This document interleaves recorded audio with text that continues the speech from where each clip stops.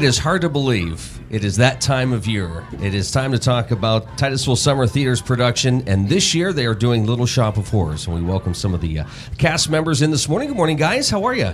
Hey, great. How are you doing, Luke? Great. Good to see you guys. So this is exciting. Little Shop of Horrors. This is a fun show, isn't it? Yeah. It's a lot of fun. All right, let's go around the table and introduce yourselves. Let's start with Ben. My name is Ben Snyder, and I'm the stage director. My name is Chase Upchurch, and I'm playing Seymour. Kevin Vinson, and I'm the music director. Shannon Vinson, I am the choreographer and one of the urchins. Nice. And I'm Noelle Rasman, and I'm Audrey. Very nice. Well, good to have you folks in this morning. Ben, you have to be one of the youngest directors of summer theater production. I think so. I think one of the youngest. I don't know if there's a record of ages. I mean, Mrs. Millar's there, but I'm just saying for you, this is... Right. When did you know you were going to be directing? Early in the year, probably like March or so. That's when I started hearing word of that, and then I don't remember when the actual meeting was, but I got the call and I was like, sure. Yeah, you'll do it. And of course, I think the show was known, the end of last summer or right after Beauty and the Beast? Yes. Right. Which, by the way, was a great show. Thanks. Good. Yeah, we usually advertise the next year's show with whatever we're doing. It's in the program then. Very nice. All right, Chase, talk a little about what you're doing in the show. So I'm playing Seymour, Okay. who is this little guy, and he's in love with Audrey, and he has a lot of big dreams, but he's kind of stuck in where he's at. So he develops a new friend, Audrey too, and it gets kind of interesting from there how he plans to kind of carve his destiny out from Skid Row. Now, I haven't seen the movie in a while. Do you fall in love with the plant or the girl? I don't know. I guess we're gonna have to. I was joking up until that point. Kevin, how about you? What's your approach coming into? First of all, you were on stage last year, and Right. Incredible performance. Oh, thanks. Do you miss that aspect of it, or are you happy to kind of rotate back and forth? This is my first time directing for summer theater. I've directed a few of the high school musicals, so this is the first time I kind of traded and said, well, I'll direct instead of being on stage, and it is a mixed bag. I mean, there's definitely a little bit of I watch something up on stage and that would be fun to be in that, but it's also neat to be on the directing side of it, to have that kind of control and input, and to be able to set up the rehearsal schedule and work with all of the actors and actresses to do that. Very nice. All right, ladies, how about you? Talk about your roles on the show. I'm the choreographer, and I'm also an urchin, and that sounds a little bit weird. But the urchins are street urchins. They're streetwise, tough-talking, kind of sassy, sort of a girl group sort of vibe. There are 5 of us. Myself, my sister Erin Lavery, Britt Love, Abby Preston, and Amy Bernard. That sounds like a group of trouble. Yeah, causing some trouble on that. It's a lot of fun. But like Kevin said, he kind of misses being on the stage, and that'd be fun. But I kind of get the best of both worlds because I'm choreographing. I get to do all the dance, and then I get to be up there and do it because I've done choreography for the high school shows the past couple of years, and I keep thinking I want to be in that number, but I can't. But this year I do get my chance, so it's awesome. Very nice. And how about you? Talk about Audrey. Or your character, I should say. Audrey's kind of a lovable ditz. I don't want to say too much without spoiling the show, so I don't know how much I can say about my character. She works in the flower shop with Seymour. They're co-workers. Now, are you from the Titusville area? Mm-hmm. Okay, and you've been on stage before? Yes. We'll talk about some of the other productions you've done. Well, last year I did Beauty and the Beast with everyone else, and I was Babette, the feather duster. So That's why I recognize you. Okay. Now, when it comes to doing the choreography, I'm sure it was pretty exciting for you to find out, okay, this is what you're doing. This is now your job to get this figured out. Mm-hmm. Do you enjoy those challenges? I do. Actually, when I first heard the show, I'm like, where is there dancing in this show? I don't even know. But there is a lot of dancing and a lot of singing. And it is definitely challenging because we are singing in 3 parts. Wow. And as the urchins, and also trying to dance. So we have a pretty tough job, a lot tougher than I thought it was going to be. But I think the end product is going to be wonderful. I can't even sing in 1 part, so that's got to be a challenge. No, and I'll ask the folks who are performing on stage this question. But do you look back at the movie or any stage productions to get ideas, or do you stay away from that to make it your own? A little bit of both. A little bit of both. I've had to do a lot of watching to look at the girl groups and just to see how they moved on stage and some of the things that they did, because there was a lot of synchronization between singing and dancing with some of those groups. So I've had to do a lot of kind of research in that department to make us look authentic. Kevin, for you, when it comes to music, obviously, here's the notes, this is what you guys are performing, but what special touches do you bring to the table when you direct a show? A lot of it, I think, is kind of bringing the character to the songs. We have a great cast, great voices, top to bottom, really. Leads through ensemble, a great cast, but a lot of it is taking those great voices where they sing so well and then saying, okay, now in this scene, here's your character. And sometimes it's making notes shorter and clipped and staccato. Sometimes it's, putting a little more edge on the voice so that it fits that character. But that's part of what I can do then, is take that written score and help bring it to life that way. I'm also amazed at just the talented musicians you guys bring in every summer for a show like this. There's a lot of great people around here. Right, there are. And this is a smaller pit. This is kind of a rock style pit. So it's 3 keyboard players, guitar, bass, and drums. Wow. It's smaller, but I'm looking forward to it. This Sunday will actually be our first rehearsal. Just the pit comes in by themselves, and we practice. And it's amazing. The musicians come in, and they do it with just a few practices. They kind of learn the parts on their own, and then it's one of the last touches, the finishing touches we add in rehearsals before the show. Chase, for you, do you look back at performances like from Rick Moranis or any of the stage shows, or how do you put your touch on your character? So I usually start out by kind of researching. Okay, that's great. Ben, for you, no. No, I'm sorry, Chase, I didn't expect any less. But yeah, I start out by looking at different Seymours throughout the world. So I'll look on YouTube and watch movies and see kind of how are they doing the accent and what are their mannerisms and who really is Seymour to them. But once you start to get off script, learn the music, and learn the lines, you can kind of take that foundation and make it your own, kind of pull from your own experiences in your life and see how your character is relevant, to who you are. So it is, I agree, it is a mix of both. You kind of start out with, okay, who is this character, and then who am I in this character? Did you go back to the original movie? I did. Yeah, yep. That's interesting, isn't it? He's, that's a good Seymour. I do like that. Ben, for you, how did you approach taking on this project? Well, before I even knew I was directing, I just knew that that's the show we were going to do. I found a recording online, probably illegal, but it was there. But I watched it, and then when I found out I was directing, I looked up a little bit more, tried to read about the story as much as I could. I was able to get a script to look through, and then I did watch the movie. I wasn't super impressed, but it did open my eyes to some Wait, things. the original one or the 80s one? The 80s one. What? That's Frank Oz. I didn't say it was bad. I just said I wasn't as impressed as I was with the other ones. Okay. But anyway, because they did do some things different from the stage version, Right. It definitely opened up my eyes to like, oh, this could be a group number, whereas usually it's not taken as that, or like we could... So was there pressure? I mean, you this is your background, right? This is the life you grew up in. I mean, your dad's been on stage, your mom's been producing summer theater shows. You know what's going on, but was there still pressure for you? Because I mean, summer theater, this is a big opportunity. Yeah, great productions over the years. Mm-hmm. Yeah, and this was my first time really directing. I've been working with youth theater as a music director for a while, but this is my first time as the stage director. So I think there was definitely a learning curve. And I'm not saying I'm perfect yet, but I've learned a lot, and I think one of the really eye-opening things is like the extra things a director has to know. Because I had people coming and ask me about like costumes and set and character, and I was like, oh, I need to know all this. I thought I just needed to tell you where you needed to go. And so, you know, I've had to do a lot more research and thinking into the show than I usually do. So who else is involved in the production? Unless you guys are doing everything.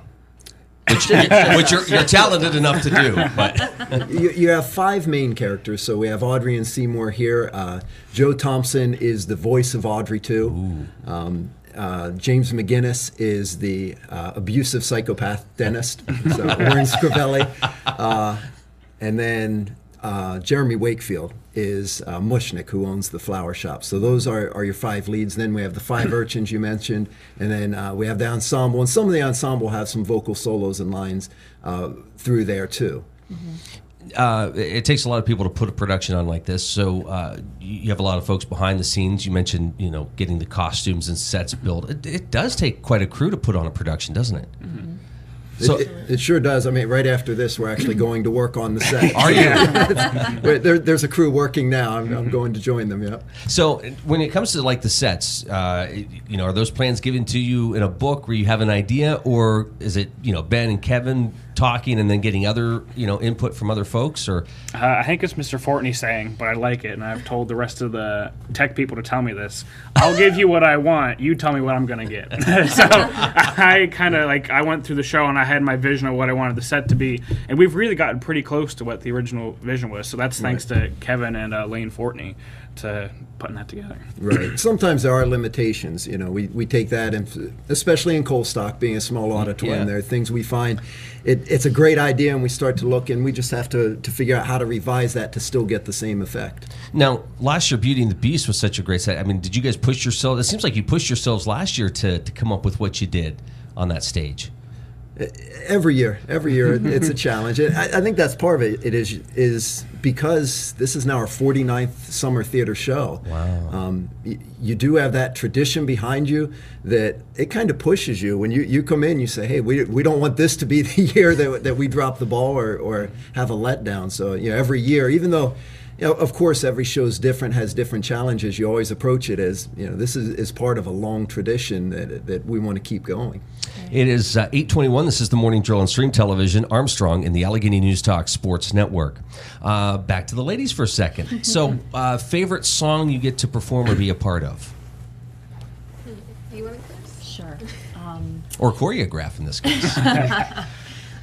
There's a song called You Never Know, which kind of has this calypso sort of beat to it. And it's just a lot of fun to sing. It's a lot of fun to dance. And then Seymour and his plant get to join us. So that's a lot of fun. And the plant starts to have some ideas of its own during the dance. So that is a lot of fun. I think that's probably my favorite. My favorite would probably be Call Back in the Morning. It's really fast tempo, a little bit chaotic. Basically, the entire time we're taking phone calls, answering phones. There's a desk with a bunch of phones out on them. We have to cross over each other and answer phones while we're singing into them and writing down notes. It's a lot of fun, though.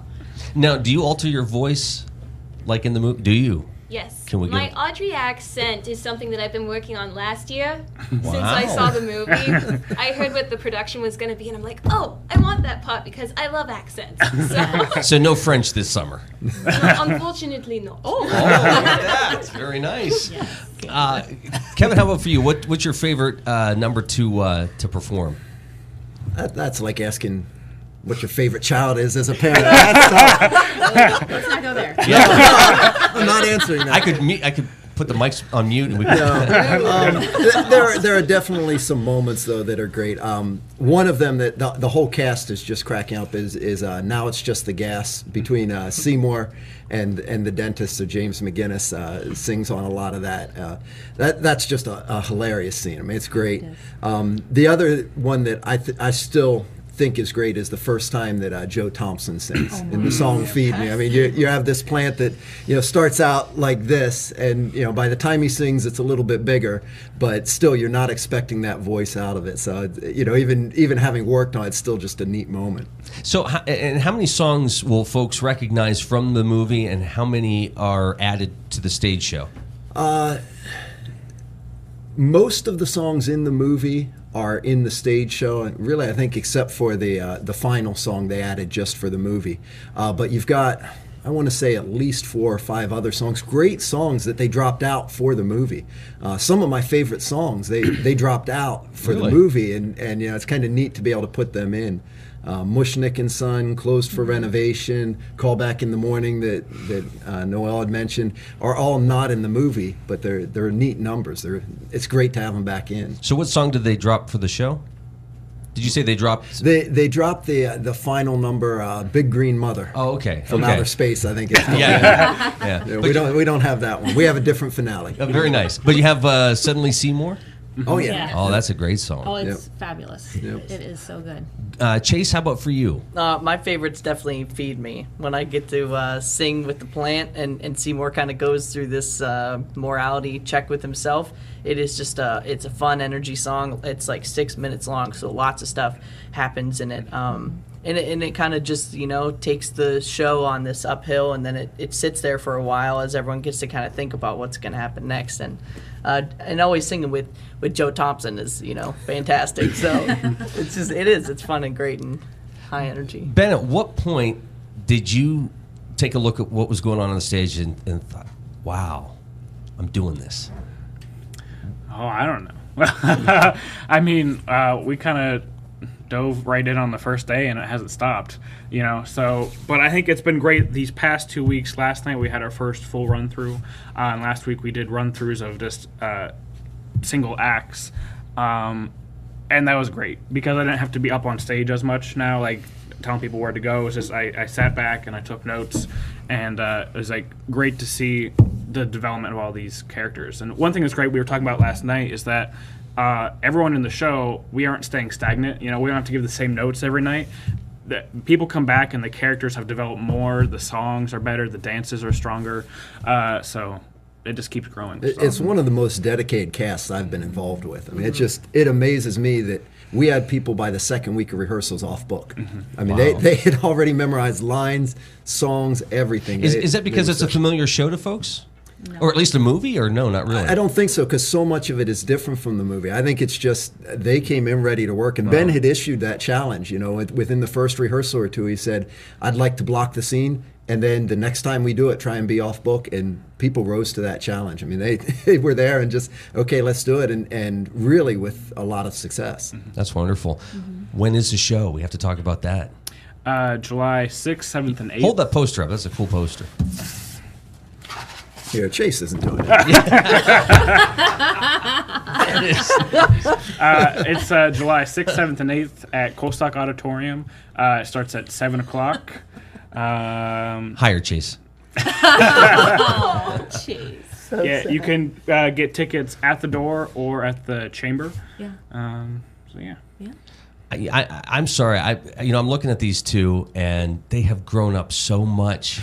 It's hard to believe, and that's not insulting at all. It's just you guys are young adults. It's incredible. Hey, Kevin, for you have to be proud to look at these guys. For me, I taught them in 5th grade instrument lessons when they first started playing. So yes, that makes me really old. But it's so old. It is, but it's great. I mean, like, to be able to work with Ben, to have someone who was a former student and now we're working together, as a colleague. It's Is amazing. it odd at first to have that relationship, or? No, it really hasn't been. Okay. I mean, and part of it is to Ben's credit. He's come in prepared. I mean, he's not coming in, saying, "Oh, well, I'm going to try this and see what happens." He comes in with ideas. He knows what he's working on. I mean, Absolutely. same with Chase. I mean, to be able to see that progression from working with him in elementary, a little bit in high school, and then to see even now, it's pretty neat to see that. As a teacher, that's what you want, is to see that the students then become independent and you're working on par with them. All right, let's go around the table. What makes a Titusville Summer Theater production great?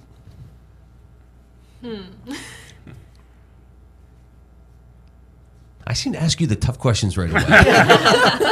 I'm not super great at answering questions on the spot. What makes it special to you?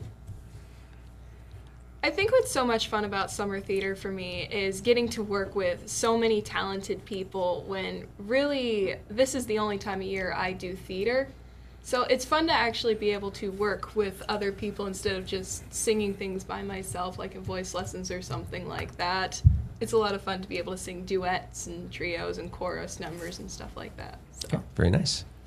Well, I'd like to say that I think summer theater is really special. This is our 49th year.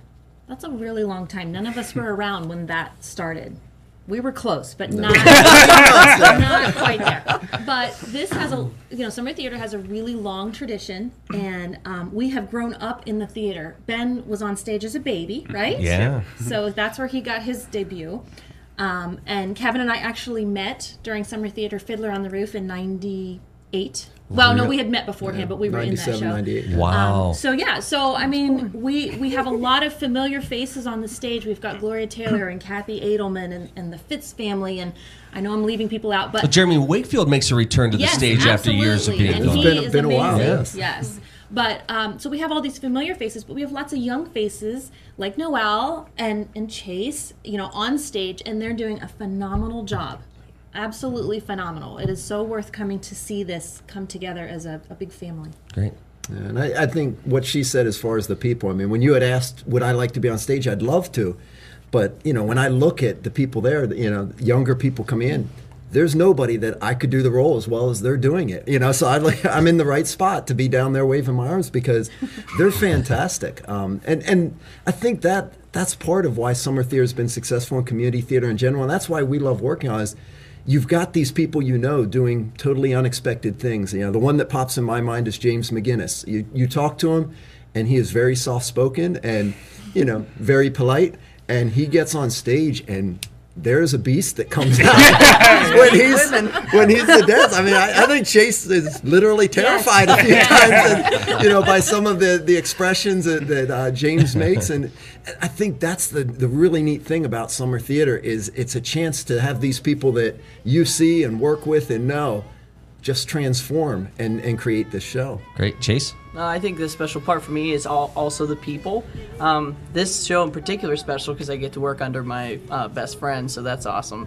But also coming back to Titusville and seeing people like Joe and Kevin and Noelle I haven't done theater with in years, so just being in that environment with all these people, and then obviously Ben as well, so it's awesome to be there. Ben, for you? One more thing with the family atmosphere again, that would be the theme, I guess, but also the dedication. Like we talked about, people came in ready to go, and we're ready to put on an awesome show. All right, guys, break a leg. Little Shop of Horrors coming up July 6, 7, and 8. Very nice. Thanks, guys, for coming in. Thank you. Have a wonderful show. Final look at news coming up next.